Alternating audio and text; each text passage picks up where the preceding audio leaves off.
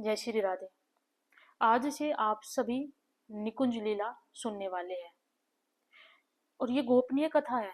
देखो, शास्त्रों में कहा कि जिस व्यक्ति के जीवन का एकमात्र लक्ष्य श्री कृष्ण ना हो, एकमात्र लक्ष्य श्री राधा रानी ना हो, और कहा कि जिस व्यक्ति को राधा रानी की कथा सुनने के बाद, ठाकुर जी की कथाओं को सुनने के बाद, श्रवण करने के बाद, उनकी लीला को श्रवण करने के बाद, उनकी शक्तियों को सुनने के बाद, अगर उनकी शक्तियों पर डाउट हो, यानी भगवान पर ही पूर्ण रूप से विश्वास ना हो, जब जीवन में संकट आवे या फिर जीवन में कोई ऐसी प्रॉब्लम आ जावे जिसके बाद आपको ये विश्वास ना हो कि ठाकुर जी आपका साथ देंगे, और कहा कि जिस व्यक्ति के मन के अंदर प्रिया प्रीतम के लिए अपने जीवन को नौछावर करने की कभी भावना ना आई हो, कभी भावना ना आई हो, ऐसे व्यक्ति को कहीं ना कहीं निकुंज और निर्भुत निकुंज और कुंज लीला नहीं सुननी चाहिए। आप इस कथा को सुनेंगे तो ये रसोमयी कथा है, गोपनीय कथा है। ऐसी कथा है ये जिसमें आपको श्री वृंदावन धाम में कुछ गुप्त स्थानों का मालूम होगा, और सबसे खास बात, प्रत्यक्ष रूप से यदि आप निकुंज जाना चाहते हैं या फिर आप कुंज में जाना चाहते हैं तो वो अवसर आप यहाँ पर प्राप्त कर सकते हैं। या फिर श्री वृंदावन धाम में जाकर के आप वृंदावन धाम के निकुंज में जाना चाहते हैं तो उसके में प्रवेश पाने के लिए आपको ये कथा श्रवण करनी होगी। बहुत सुंदर कथा है।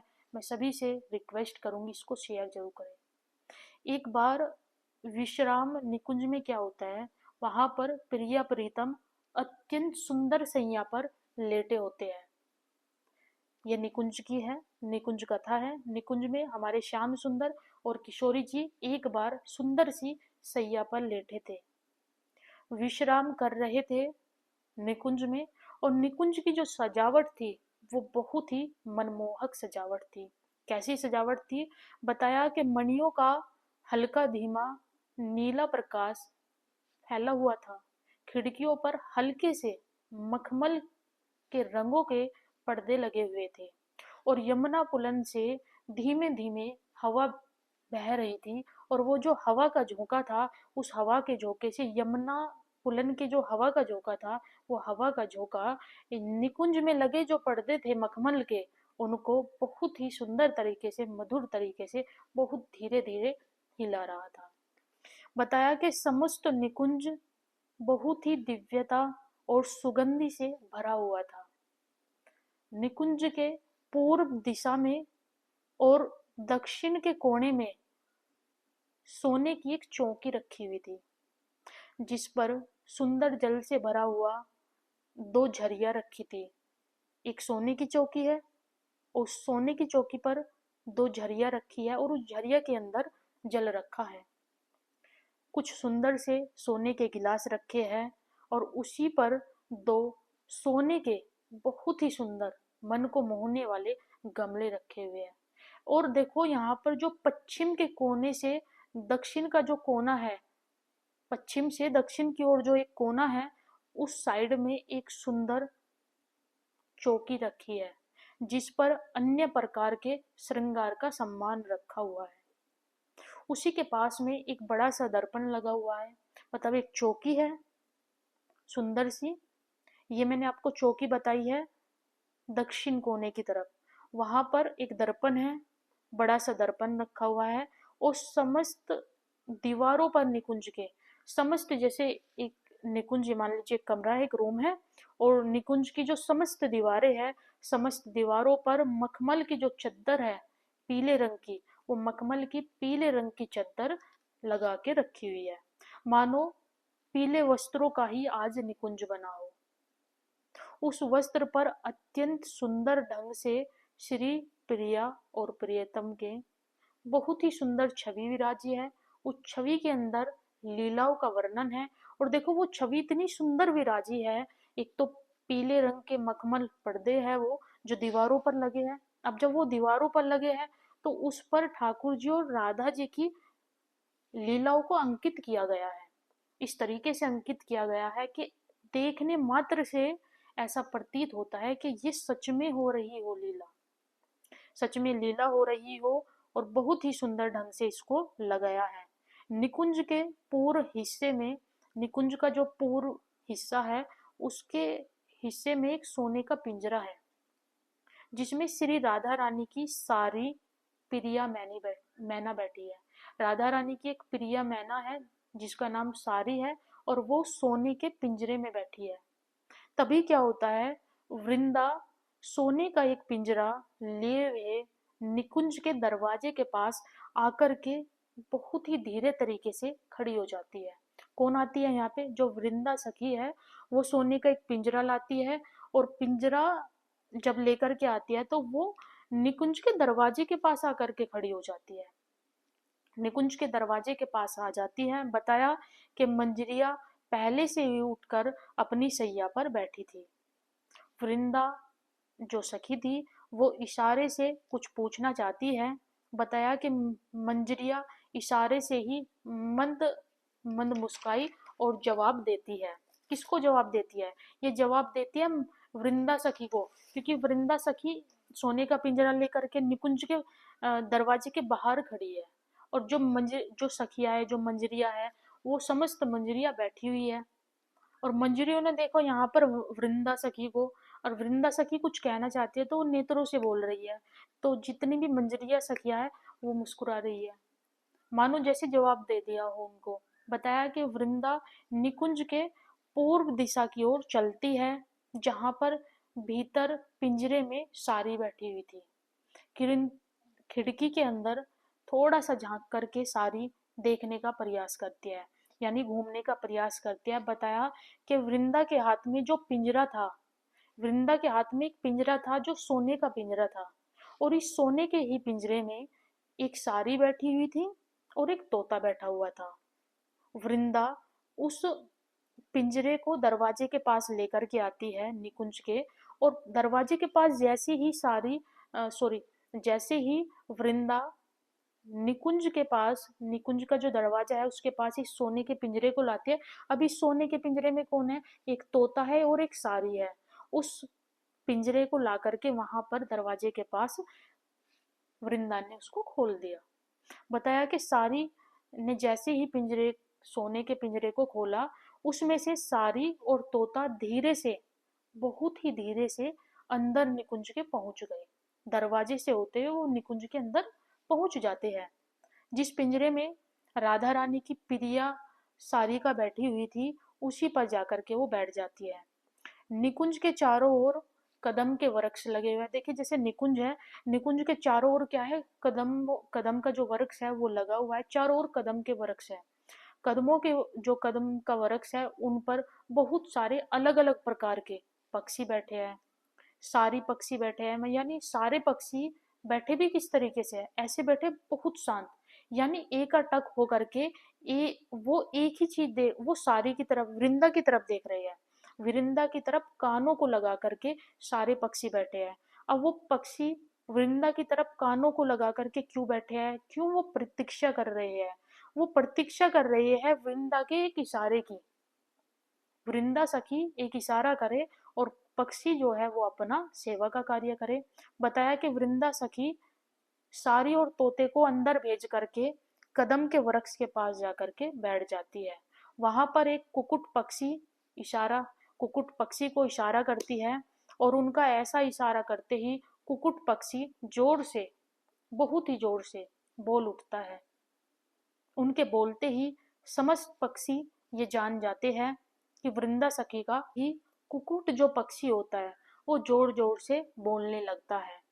ऐसा बोलते ही जितने भी वहां पर समस्त पक्षी बैठे हुए थे निकुंज में भी कदम के वृक्ष पर जितने भी पक्षी बैठे थे, वो सारे जान जाते हैं कि वृंदा सखी का आदेश आ गया। अब हम अपने मधुर स्वर से, अपनी मधुर वाणी के साथ में प्रिया और प्रीतम को जगाने का प्रयास करेंगे। यहाँ पर देखो निकुंज में कदम के वृक्षों पर जितने भी पक्षी बैठे हैं, वो सिर्फ वृंदा सखी से एक बात चाहते थे, वो इशारा चाहते थे कि वृंदा सखी इशारा करे, और जैसे वो इशारा करेगी उसके बाद में वो प्रिया प्रीतम को जगाने का कार्य करेंगे।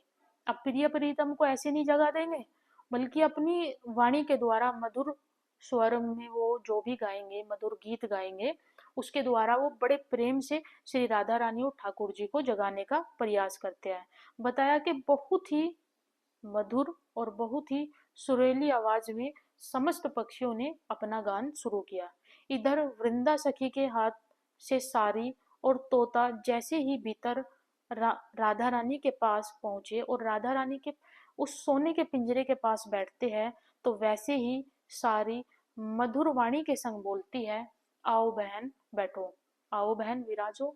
और प्रिय प्रीतम के अनुपम रूप सुधा पान कर नैनों को किरतारित कर रही हो। उसने पूछा कि बहन, प्रिया प्रीतम की लीला को, यानी उनके सुधा रूप को आप देख रही हो, उससे आप अपने नैनों को किरतारित कर रही हो। बताया, एक बार देखो आज हमारे श्याम सुंदर जो है और हमारी राधा रानी जो है, वो आज कितनी सुंदर लग रही है।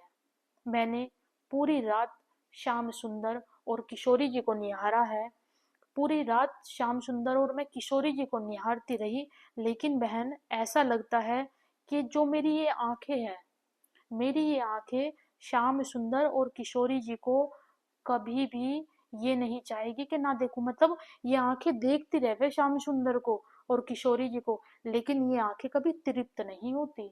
और बहन मुझे तो ये लगता है ये आंखें कभी तृप्त होगी भी नहीं।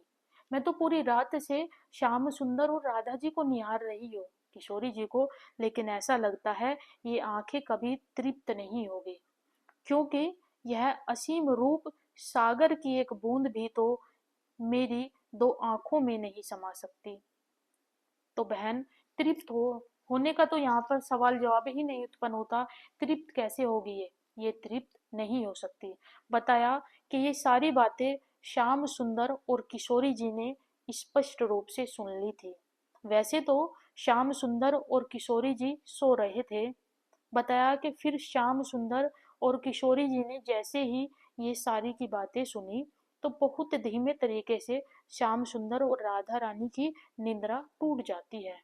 फिर तो वह एक दूसरे को हृदय से उस तरह से, मतलब ठाकुर जी और हमारी राधा रानी एक दूसरे को हृदय से लगा करके लेटे हुए हैं। निद्रा तो टूट गई, लेकिन ना तो श्याम सुंदर ने ही अपनी आंखों को खोला और ना ही किशोरी जी ने अपनी आंखों को खोला। दोनों लेटे हुए हैं। और बताया कि श्याम सुंदर ने अपनी आंखों को भी नहीं खोला और दोनों उठे हुए हैं, जगे हुए हैं, लेकिन किंचित मात्र भी हिले नहीं। जब वो किंचित मात्र भी हिले नहीं, ना श्याम सुंदर हिले, ना ही श्री किशोरी जी हिली। इसी समय पर वृंदा सखी को आभास हो जाता है कि श्याम सुंदर और किशोरी जी जग चुकी है।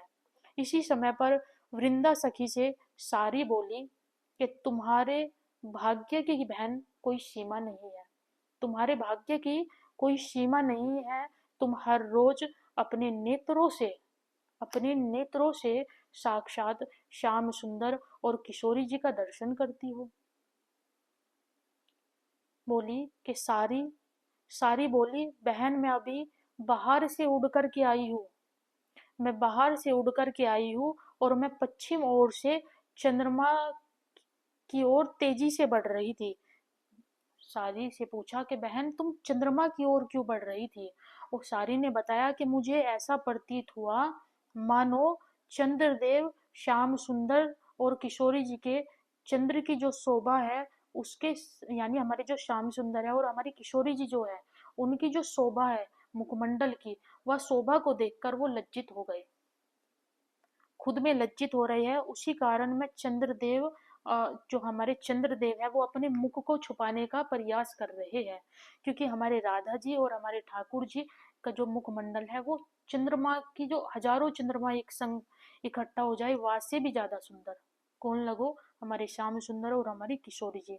सारी की इस बात को सुनकर चंद्रमा अब अस्त होने वाले हैं।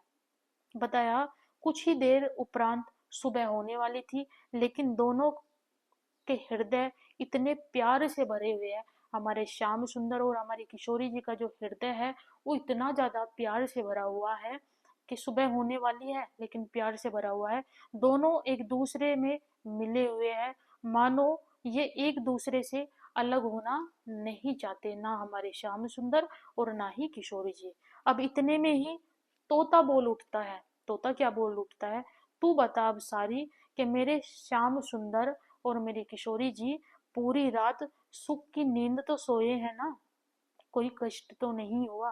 तोते ने पूछा है यहाँ पर सारी से कि अब तू बता कि मेरे श्याम सुंदर और मेरी किशोरी जी को रात को कोई कष्ट तो नहीं हुआ, मेरे प्यारे श्याम सुंदर और किशोरी जी की नींद तो नहीं टूटी टूटी। मैं देख कर आया हूँ कि चकवा और चकवी पुलिन पर बैठकर शोर मचा रहे थे। जो चकवा है और जो चकवी है वो पुलिन पर बैठे हैं और बैठ करके वो शोर मचा रहे हैं। सारी रात आनंद में भर मुझे लगता है वो शोर मचाते रहे होंगे।